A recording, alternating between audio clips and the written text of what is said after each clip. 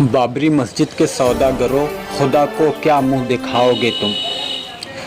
دل کے پھپھولے جل اٹھے سینے کے داغ سے، اس گھر کو آگ لگ گئی گھر کے چراغ سے۔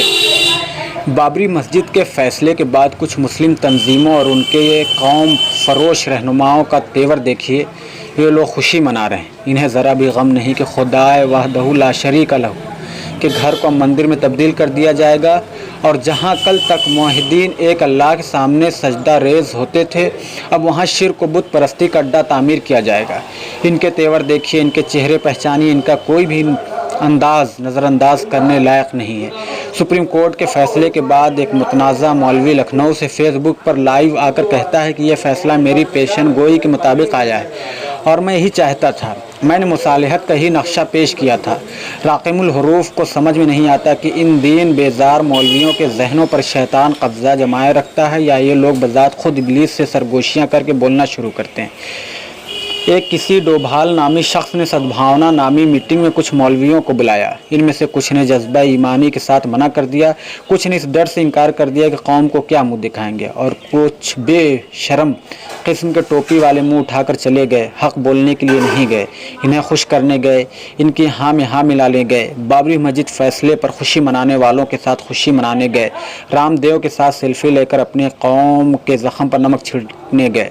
ایک بدباطن نام نہاد مولوی اس میٹنگ میں کہتا ہے کہ یہ بھارت اور بھارتیوں کی جیت ہے، یہ فیصلہ ہم سب کے حق میں ہے، ہمارا ملک ابود دنیا ہے، ہم نے اس فیصلے سے ثابت کر دیا کہ بھارت دنیا کا باپ ہے اور اسی طرح سے بھارت ترقی کرے گا۔